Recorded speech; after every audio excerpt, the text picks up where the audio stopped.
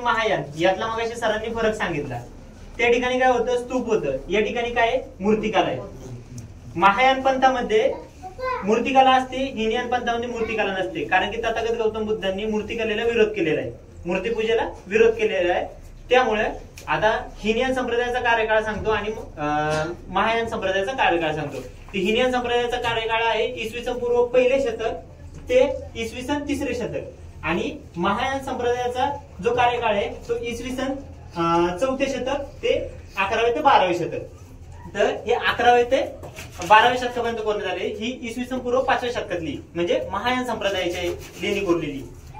तर ही धम्मचक्र प्रवर्तन मुद्रेतली ही तथागत गौतम बुद्धांची मूर्ती आहे। बाजूला पद्मपाणी बोधिसत्व दिसतात आणि या बाजूला वज्रपाणी बोधिसत्व दिसतात।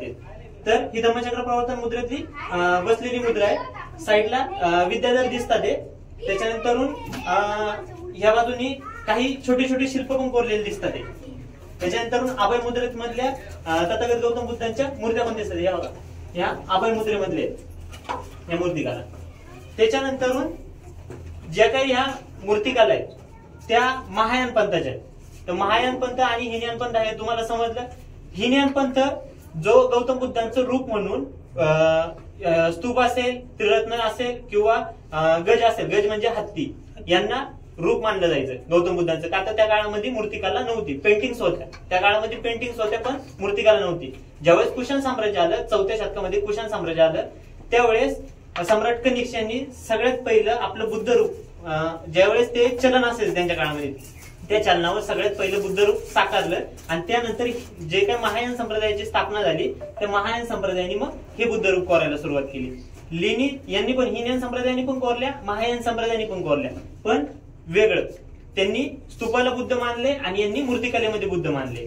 दुसरी गोष्ट अशी, हे लेण्या कोरल्या, फक्त कोरल्या नाही तर व्यापारी मार्ग पण असायचा, फक्त बुद्ध धम्माचा प्रचार प्रसार पण नाही तर व्यापारी मार्ग पण कोरले गेलेले आहेत हे लेण्या।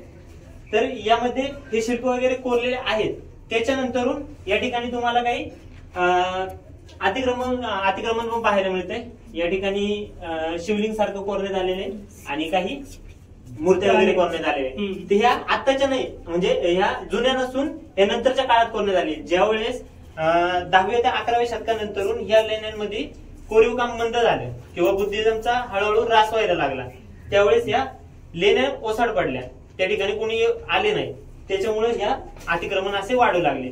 त्याचं कारण काय, का तर आपण लेणी येत नाही, लेणीची माहिती घेत नाही, लेणी म्हणजे काय हे आपल्याला माहित नाही, आपल्याला माहित नसल्यामुळे आपण समोरच्याला सांगू शकत नाही, त्याच्यामुळे हे असे प्रकार घडतात। आणि